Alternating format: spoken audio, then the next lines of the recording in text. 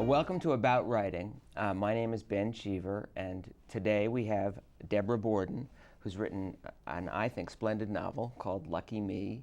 And it's also her first novel, so we can talk both about, although I'm against people who get too much attention for publishing first novels because I can't do that anymore.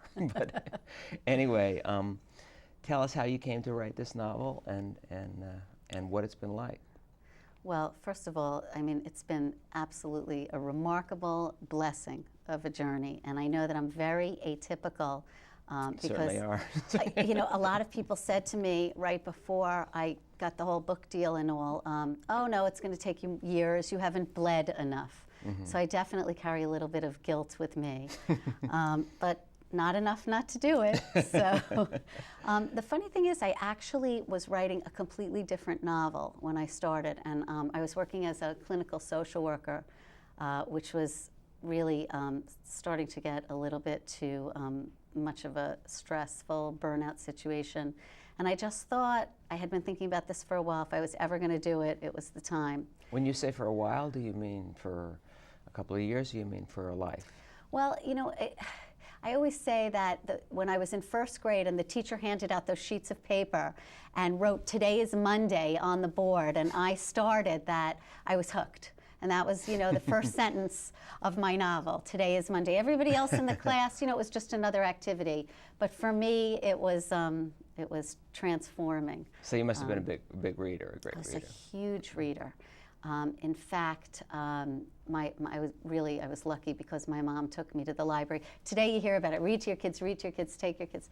But she was doing it before it was popular. And, picture books, started with picture books. And for me, it was, again, it was just the experience of going to the library and taking out, the Nightingale, which everybody sort of remembers for the wonderful illustrations. I was reverent. I respected that. But so I started writing actually when I left the social work job. Okay. Because, but you mean writing a lot? But had you always written? Had you kept a journal or anything like that? I hadn't really kept a journal, but I really wrote wonderful, real masterpieces of letters to teachers I was angry with and soccer coaches that didn't play my son, and lots and lots of poems for bar mitzvah candle lighting ceremonies. I was kind of like the poet laureate of my friends. So I always felt like I had my fingers still in the writing, but no, I was a social worker. So it was definitely a career change, something that was very radical. And you can't write about your cases, right?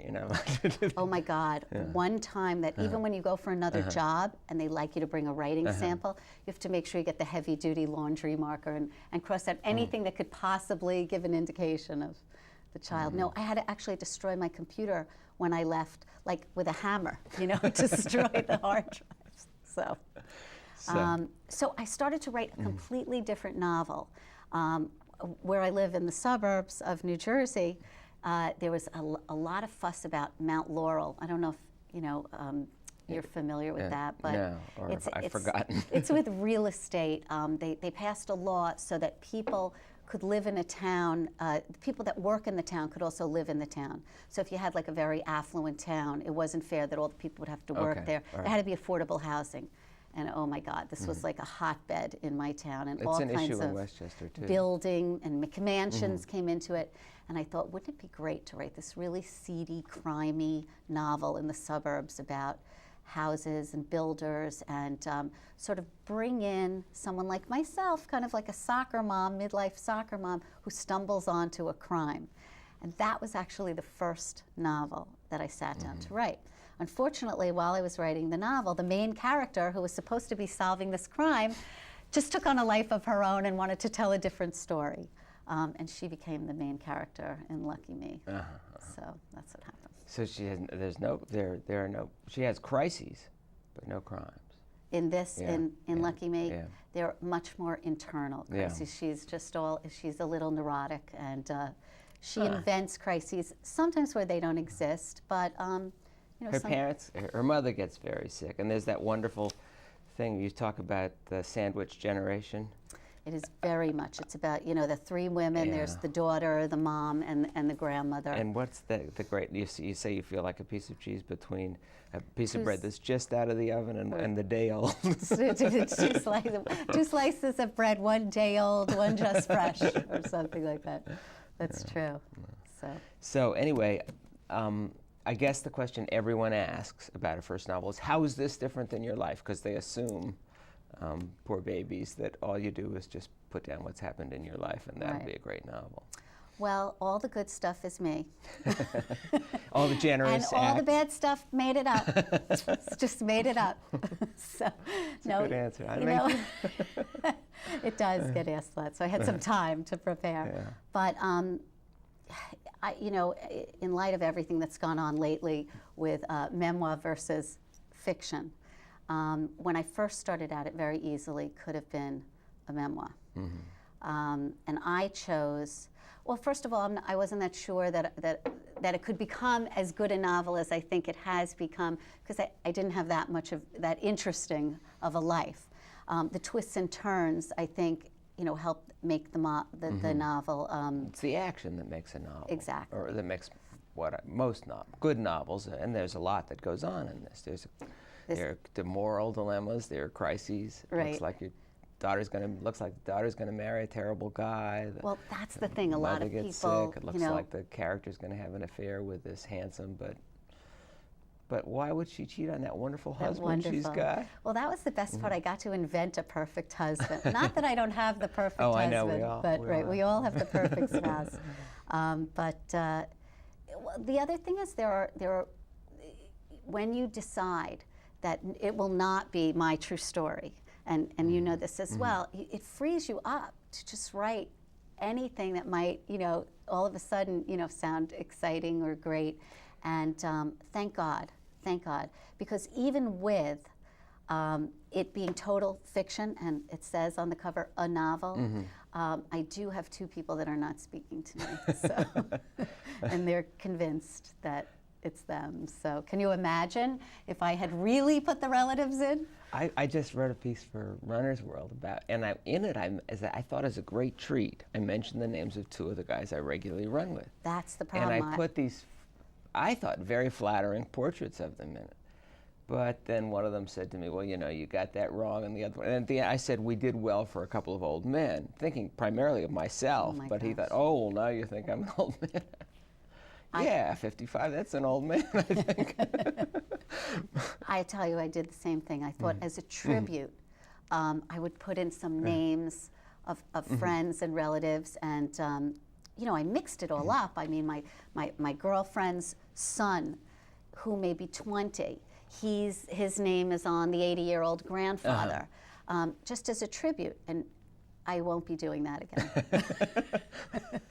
People, their image one of themselves time, is so I glamorous, thought it was so wonderful, glorious, and a lot of people did think it was wonderful, but only if the person was fabulous that had their name. Yeah. If God forbid that person, even if it had no resemblance to them. So Jesus without the crucifixion. That's what people think of when they think. Well, the saddest thing is that one of the people who's sure that it's them, it's a very bad character. So my question is, if you think that person's you, which is the bigger problem? That that's you, or that you may be in the book? That's kind of sad, right? Well, some people, it's interesting because the conventional wisdom is that we all make ourselves better than ourselves, and most people do, but there are a certain number of people who make themselves much worse than they are. That's a kind of vanity too. I mean, I'm one of those people. I think of myself as much worse than I am. Yes. I don't know why that's good for my ego, but apparently it is. Well, maybe it's tied into that whole, I'll say it first before they Well, will. that's part of it. That's part of it. But there's also a real vanity. See, that can take the social worker out of the field. That's right. She comes back. I want to force the social worker to read a little bit of the book so people can hear. Okay, so I'll do that. Because they might not believe me when I say how good it is. I'll be happy to. This chapter is called "The Panic is Palpable." I wake up from the dream lying on my back, confused. There is no Eric, and my mind is coalescing at unsettlingly slow speed. Bold stripes of sunlight form an intricate, unfamiliar graphic over 2 walls and across the ceiling above my head. I stare, unable to orient myself, then turn my head to the side and see the suitcase, my suitcase, on the floor. The Oprah ghosts linger and I think, Chicago? But there is something else, something instantly recognizable, and it has never been to Chicago. It is the smell. Distinct, pervasive, unique to one place only. It is a combination I have spent years inhaling and eventually deciphering. Mothballs and lemon pledge. Even though this isn't the bed or even the house where I grew up, even though the sun is sneaking in through wooden shutters instead of sheer pink curtains, and the dog barking is not the hardy, dependable Shetland sheepdog of my youth, but a rather anemic-sounding, pink-bellied ball of orange-stained white fur, I know instantly that I am in my parents' home.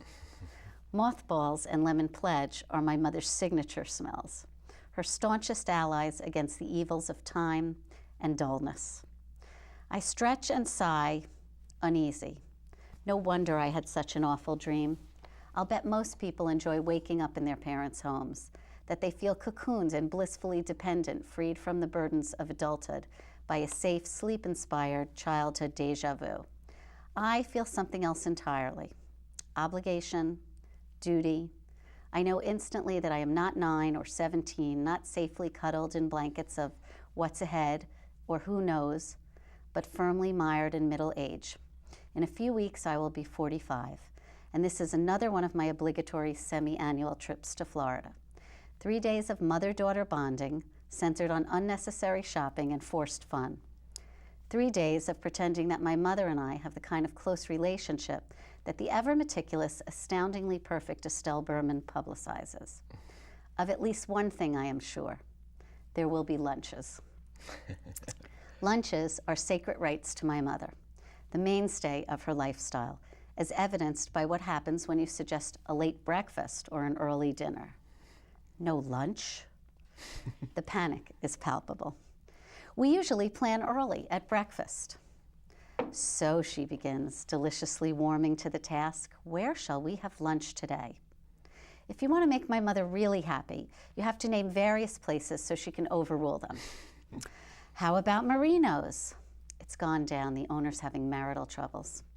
Lemongrass? The last time I was there, the tomatoes were hard. The club? I thought we'd go to the club tomorrow. They have the most delicious tortilla soup on Thursdays. Any place new? Well, now that you mention it, Helen Ruskin told me about a lovely new cafe in Palm Beach. This is what my mother lives for, exposing me to the newest, trendiest salad boutiques on the East Coast. I wouldn't dare tell her that I view most of them with disdain. Each one an obvious marketing attempt to seduce overdressed snowbirds in overpriced pastel couture into overpaying for increasingly desperate renditions of designer lettuce tossed with the tropical fruit du jour. All this delivered by affected Latino maitre d's suspiciously named Giancarlo. My mother customizes the names anyway. Thank you, Johnny dear. The papaya strouts were just delightful. I love this. The smell of lemon pledge and mothball. That's well, you asked how much was true. I'm sure Guilty as charged. I'm sure that's. She was very. She liked. I don't know. We could explore that. She did a lot of polishing. So. Yeah, lemon pledge is a very distinct. I wonder if lemon pledge and mothballs aren't a lethal combination. No. Well, that explains yeah, it. that's right. Yeah. It's pretty interesting. Reading it, even though I wrote it, when I read it out loud, it's funny. I start to feel, and my mom has passed away for many, many years now. I start to feel a little guilty, just a little bit, like it's a betrayal. And it's funny when you read it out loud.